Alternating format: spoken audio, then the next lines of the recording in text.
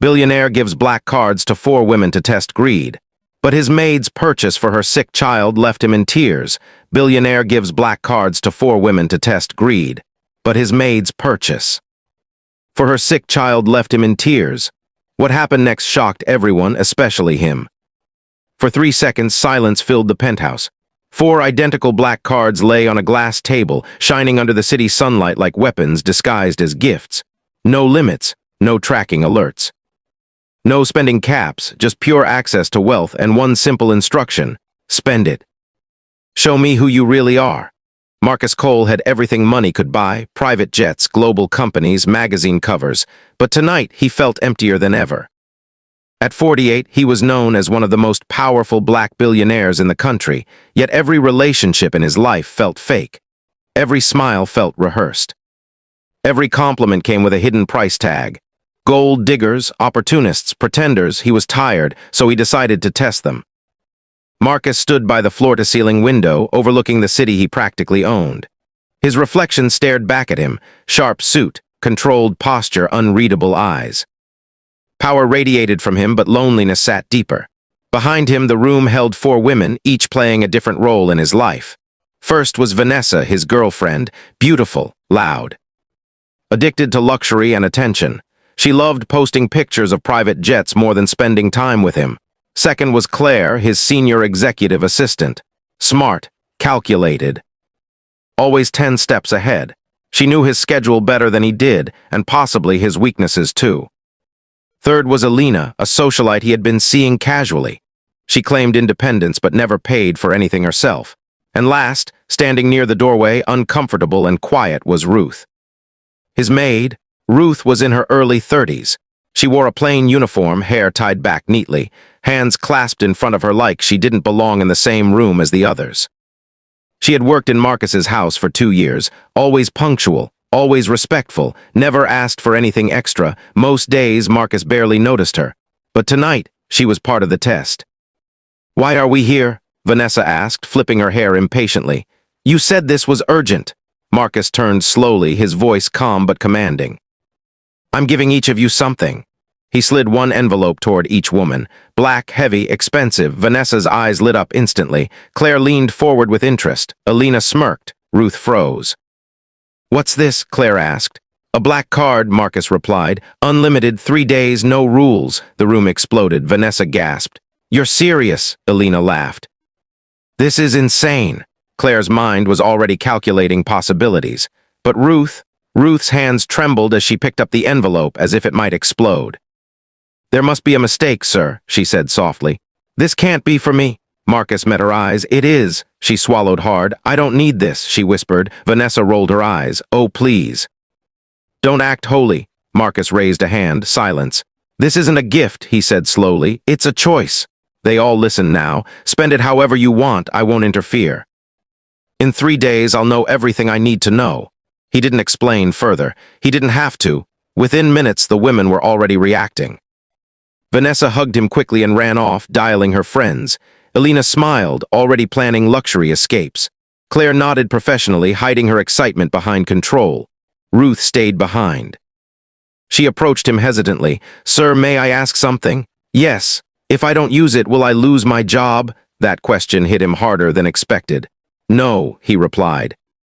"You won't," she nodded slowly, eyes downcast. "Thank you," she said, and quietly left the room. That night, Marcus couldn't sleep. By morning, the spending began. Vanessa hit designer stores like a storm. Alina booked 5-star resorts and champagne dinners. Claire scheduled meetings, wardrobe upgrades, and elite events. And Ruth. She didn't spend a single dollar, not at first. But on the second night, something unexpected happened. Something so small, yet so powerful, that when Marcus finally saw the receipt, it shattered him completely. Marcus thought money revealed greed. But what his maid bought for her sick child would force him to question everything he believed about love, loyalty, and worth. We'll reveal what each woman spent, and why Ruth's silence was hiding a heartbreaking truth. The first spending alerts arrived before sunrise. Marcus Cole sat alone at the long dining table, a tablet glowing softly in front of him. The house was quiet, too quiet. Normally, this was the hour when he reviewed global markets or answered calls from 3 continents. But today, his attention was fixed on something far more personal. 4 black cards, 4 women. 4 truths waiting to be revealed. The screen refreshed. Transaction 1, $87,000 luxury fashion boutique. Marcus didn't need to check the name. Vanessa, he muttered, right on time. By mid-morning, the notifications became constant. Designer shoes, diamond earrings, limited edition handbags, VIP reservations at private clubs. Vanessa was not shopping, she was announcing herself to the world. Marcus leaned back in his chair, emotionless. He had expected this. Vanessa loved money the way children loved candy, bright, sweet, and endless. What surprised him wasn't the amount, it was the speed. She didn't hesitate for even 1 second. By noon, her spending crossed $400,000. Marcus closed his eyes briefly. She never once asked what this test was about, he thought. She didn't care. The screen refreshed again. Transaction 2, $120,000 executive wardrobe consultant.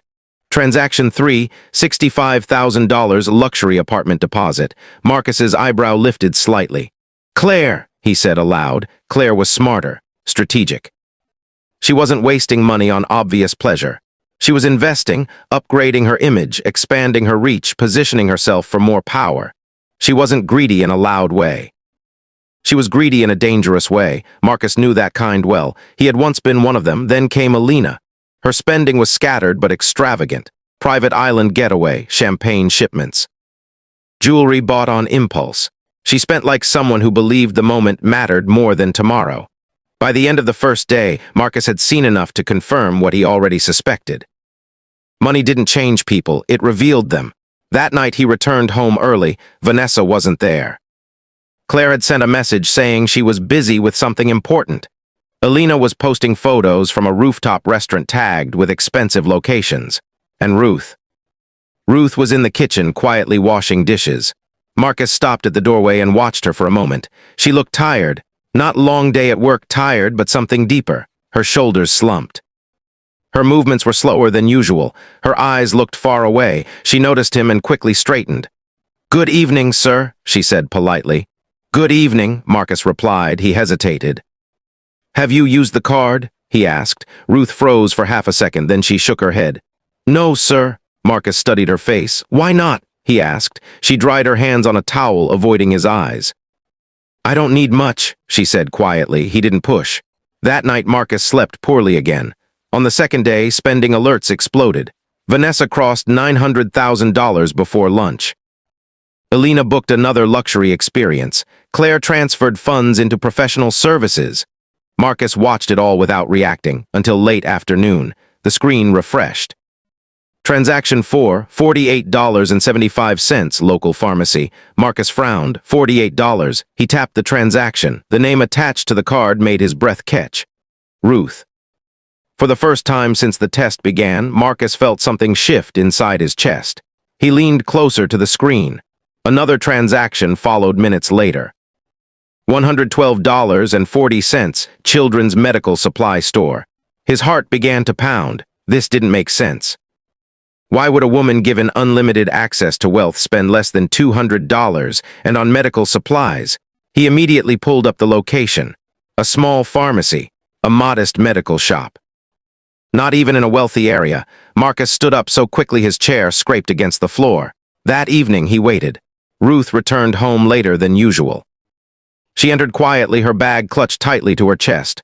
"Ruth," Marcus said from the living room. She jumped. "Yes, sir," she said nervously. He stepped into the light. "I saw the charges," he said calmly. "From today." Her face went pale. "I'm sorry," she said quickly. "If I wasn't supposed to—" "No," Marcus interrupted gently. "You didn't do anything wrong." She looked confused. He softened his voice. "What did you buy?" Ruth hesitated. Her lips trembled. "For my son," she whispered. Marcus felt his throat tighten. "You have a son?" he asked. She nodded slowly. "He's 8, she said. His name is Samuel." "Why medical supplies?" Marcus asked. Ruth's eyes filled with tears. "He's sick," she said. "Very sick." The room went silent. "I usually hide it," she continued softly. "I don't want pity, but today I couldn't." She looked down at her hands. "He needs medicine every week," she said. "I don't always have enough. When you gave me the card, I thought maybe just once I could help him without begging." Marcus felt something crack inside him. "Why didn't you tell me?" he asked quietly. Ruth shook her head. "You already give me work," she said. "That's more than enough." Marcus turned away, fighting the tightness in his chest. This wasn't part of the test. This wasn't about money. This was about humanity, and he suddenly realized something terrifying. While 3 women spent hundreds of thousands on themselves, the one woman with the least had spent everything on someone else. And Marcus hadn't even asked her name before this week. Marcus thought the test was almost over, but when he learned why Ruth needed that medicine, the final truth would destroy him and change her life forever. We'll reveal Ruth's secret, and the moment Marcus breaks down completely. Marcus Cole stood by the window long after Ruth finished speaking. The city lights blurred in front of his eyes, but for the first time in years, he wasn't thinking about business, power, or control. He was thinking about an 8-year-old boy he had never met, Samuel. "You said he's very sick," Marcus said slowly, still facing the window. "Yes, sir," Ruth replied softly behind him. "He has a heart condition since birth." Marcus turned around. "A heart condition?" he repeated. Ruth nodded. Her hands were shaking now, but she forced herself to continue. "The doctors say he needs regular medication," she explained. "And maybe surgery in the future, very expensive surgery." Marcus felt like the air had been sucked out of the room. "And his father?" he asked carefully. Ruth lowered her head. "He passed away 3 years ago," she said. "Work accident. Since then it's just me and Samuel." Marcus closed his eyes. 3 years. 3 years of carrying fear alone. "And you never said anything," he said quietly. Ruth gave a sad smile. "I didn't think it was right, sir. Many people are suffering. I didn't want to be a burden." A burden. That word hit Marcus harder than any insult he had ever received. He walked slowly toward the couch and sat down heavily. All his life, people had wanted something from him: money, power, attention. He had built walls so high that nothing human could reach him anymore. And yet the one person who needed help the most never asked. "Where is Samuel now?" Marcus asked. "At my sister's place," Ruth replied. "She watches him while I work." Marcus nodded slowly. That night after Ruth went to her room, Marcus didn't sleep. He kept replaying the test in his mind. Vanessa's excitement, Alina's laughter, Claire's calculated calm. And then Ruth's trembling hands holding a pharmacy receipt. He felt ashamed. The next morning, Marcus called his private investigator. "I need everything," Marcus said firmly. "Medical records. Doctors, options, no delays." "Yes, sir," came the reply. Then he called his assistant. "Cancel all my meetings today," Marcus ordered. "But sir—" "Cancel them," Marcus repeated. "This is more important." Later that afternoon, Vanessa burst into the house, bags in hand, glowing with excitement. "Marcus, you won't believe what I bought," she said happily. "This weekend we should," Marcus raised his hand. "Sit down," he said calmly. Vanessa froze. "What's wrong?" she asked, confused. Marcus looked at her directly. "Do you know my maid?" he asked. Vanessa blinked. "Your maid? Why would I?" "She's a single mother," Marcus continued. "Her child is sick." Vanessa shrugged. "That's sad, I guess." Marcus felt something go cold inside him. "And you spent nearly $1 million in 2 days," he said. Vanessa smiled nervously. "You told me to. That was the test, right?" Marcus nodded.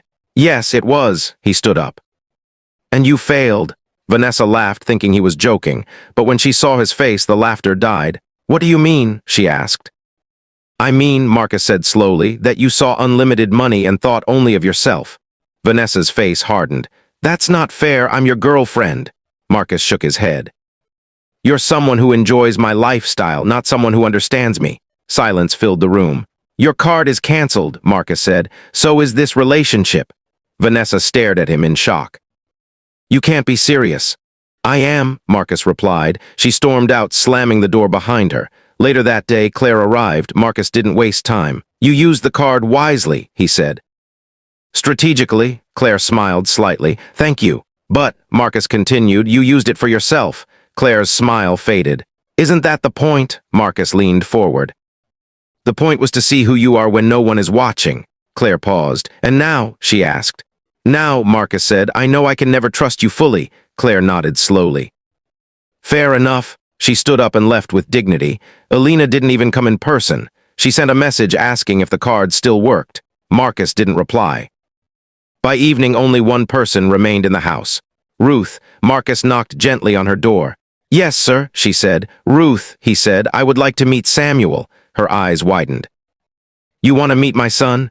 Yes, Marcus said. If that's okay. Tears filled her eyes. Of course, she whispered. The next day, Marcus drove with Ruth to a small, modest apartment. Samuel was lying on a couch, thin but smiling, holding a toy car. When he saw Ruth, his face lit up. Mama, he said happily. Ruth hugged him tightly. Marcus stood still, watching. Who is that? Samuel asked, pointing at Marcus. Ruth hesitated. He's a friend. Marcus knelt down to Samuel's level. Hello, Samuel, he said gently. I'm Marcus. Samuel smiled. You look important. Marcus laughed softly for the first time in years. Not as important as you, Marcus replied. That moment broke him. Because Marcus realized something painful and beautiful at the same time. All his money, all his power, had never made him feel this human. Hook end of part 3. Marcus thought meeting Samuel would give him answers. But what the doctor revealed next would force him to make the biggest decision of his life, the medical truth, and the sacrifice that changes everything. Marcus Cole left the small apartment with a heavy heart. Samuel's smile followed him all the way down the stairs. It was the kind of smile that came from innocence, the kind that didn't know how unfair the world could be, the kind that trusted life, even while fighting to survive. Marcus sat in his car for a long time before starting the engine. Ruth sat beside him, silent, her hands folded in her lap. Thank you, she said quietly after a while. For being kind to him, Marcus nodded, unable to speak. That same evening, Marcus received the call he had been waiting for. Mr. Cole, the private doctor said on the phone, his voice professional but serious. I've reviewed Samuel's medical records. Marcus straightened. Tell me. There is good news and bad news, the doctor continued. Marcus closed his eyes. Start with the truth. The truth, the doctor said, is that Samuel's condition is serious. Without surgery, his quality of life will continue to decline. Marcus felt his chest tighten. And the good news, he asked. The surgery exists, the doctor said. It's advanced, but it has a very high success rate. Marcus exhaled slowly. And the cost? He asked, already knowing the answer would not be small. There was a pause. Approximately $320,000, the doctor said, including recovery and long-term care. The number meant nothing to Marcus. He had spent more than that on a single watch. But what crushed him was something else. How soon? Marcus asked. Within 3 months, the doctor replied. The sooner the better. Marcus ended the call and stared at the city lights again. 3 months, Ruth had been living with this fear every day. Alone. The next morning, Marcus called Ruth into the living room. She looked nervous, like she was about to be fired. Yes, sir, she asked softly. Sit down, Marcus said. She obeyed. I spoke to the doctors, Marcus said calmly. I know what Samuel needs. Ruth's eyes filled with fear. Is it bad? Marcus leaned forward. He needs surgery, he said gently, and he's going to get it. Ruth froze. I don't understand, she whispered. I will pay for everything, Marcus said. The surgery, the hospital, the recovery, all of it. For a second, Ruth didn't react, then she stood up suddenly. No, she said quickly. I can't accept that, Marcus blinked. Why not? Tears streamed down her face. It's too much, she cried. I already owe you so much. You gave me work. You treated me kindly. I can't take that much money from you. Marcus stood up as well. Ruth, he said firmly but kindly, this isn't charity. She looked confused. This, he continued, is responsibility. She shook her head. But why me? Why my child? Marcus's voice broke. Because when you had unlimited money, he said, you chose your child, not yourself. Silence filled the room. Ruth slowly sank back onto the chair, covering her mouth as she cried. You don't know what this means, she whispered. Every night I pray, but I never imagined. Marcus knelt in front of her. I gave those cards to test greed, he said. But you tested my heart instead. The surgery was scheduled 2 weeks later. News spread quietly among the hospital staff when they learned who was paying. But Marcus made one thing clear. No media. No publicity. He visited Samuel often before the surgery. He brought him books, toys, and stories from around the world. Samuel called him Uncle Marcus without hesitation. The night before the surgery, Ruth couldn't sleep. She sat in the hospital hallway, her hands shaking. Marcus arrived quietly and sat beside her. You should rest, he said. She shook her head. I can't, Marcus stayed. When Samuel was taken into surgery, Ruth broke down. Marcus held her hand. Hours passed. Every second felt like a lifetime. Finally, the doctor came out. Marcus stood up immediately. The surgery was successful, the doctor said. Ruth collapsed in relief. She cried like a child. Marcus closed his eyes, tears falling freely down his face. At that moment, the strongest man in the room was not the billionaire. It was the mother who never stopped believing. Days later, Samuel began to recover quickly. His smile returned, brighter than ever. Ruth looked lighter, like a weight had been lifted from her soul. One evening, as Samuel slept peacefully, Marcus sat with Ruth. "There's something else," Marcus said. Ruth looked at him nervously. "What is it?" "I don't want you to work as my maid anymore," Marcus said. Her heart dropped. I understand," she said sadly. "Thank you for everything," Marcus shook his head. "That's not what I mean," he said gently. Ruth looked up. "I want you to manage a foundation," Marcus continued. "One that helps single parents and sick children." Her eyes widened. "You?" she asked. "Yes," Marcus smiled, "because compassion can't be taught. It has to be lived." Ruth covered her face, overwhelmed. Marcus had tested greed and found purpose instead. Hook end of part 4. Marcus thought saving Samuel would be the end of the story, but the final reaction of the other women and Ruth's next decision would shock everyone. The consequences of the test and the choice that defines Ruth's future. The world didn't know what had happened inside Marcus Cole's penthouse, but the people closest to him felt the change immediately. Marcus was different now. He spoke less in meetings. He listened more. The sharp edge that once defined him had softened, not into weakness, but into something far more dangerous to fake people: clarity. Ruth noticed it first. She was no longer wearing her maid's uniform. Instead, she dressed simply but confidently, attending meetings with Marcus as he introduced her to doctors, lawyers, and social workers. Yet inside her heart, Ruth felt afraid, not of poverty, not of sickness, but of change. One evening, after Samuel had fallen asleep, Ruth sat alone in the small guest room Marcus had insisted she use temporarily. She stared at her hands. These same hands had scrubbed floors, stitched torn clothes, counted coins late at night, praying they would be enough. Now those hands were being offered something unimaginable: power, purpose, responsibility. The next morning, Marcus invited all 3 women back to the penthouse. Vanessa arrived first, angry, dressed in designer clothes she hadn't yet returned. Claire arrived calmly, her face unreadable. Elena joined through video call, sipping something expensive. Marcus stood at the head of the room. "This is not about money anymore," he said firmly. "This is about truth." Vanessa crossed her arms. "You embarrassed me." Marcus met her eyes. "You embarrassed yourself." He turned to Claire. "You saw opportunity." She nodded. "I did. And you," he said to Elena, "saw entertainment." Elena shrugged. "Life is short," Marcus exhaled. "None of you are evil," he said. "But none of you are ready to stand beside me." Vanessa scoffed. "So the maid wins." The room went silent. Ruth, standing near the doorway, stiffened. Marcus's voice turned cold. "Her name is Ruth," he said, "and she didn't win anything. She revealed something." Vanessa laughed bitterly. "She played you." Marcus shook his head slowly. "No," he said.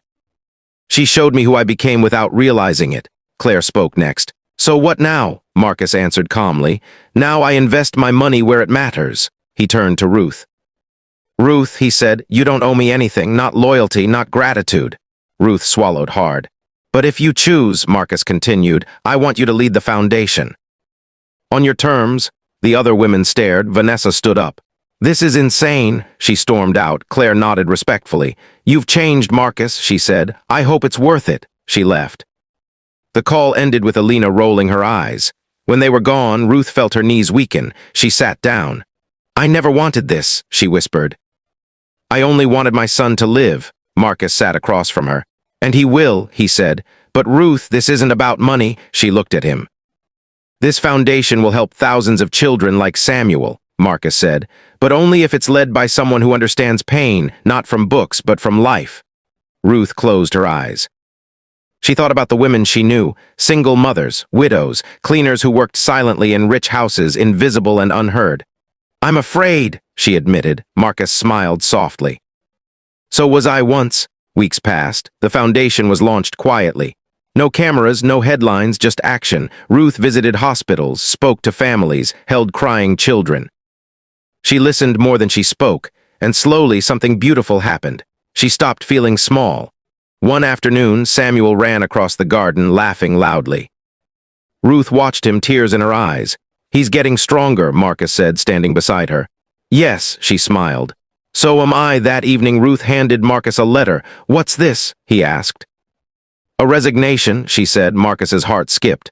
"But not from the foundation," she continued. "From fear." Marcus laughed softly. "You passed the test," he said. Ruth shook her head. "No." "You did." They stood there in silence. A billionaire who tested greed, and a maid who taught him love. But the story wasn't over yet, because the world was about to find out. And when they did, nothing would ever be the same again. Just when Ruth thought her journey was complete, Marcus made one final decision that shocked the world, and changed their lives forever, the ending that left everyone in tears. The announcement came quietly. No press conference, no red carpet, no flashing cameras, just a single letter posted on Marcus Cole's official website.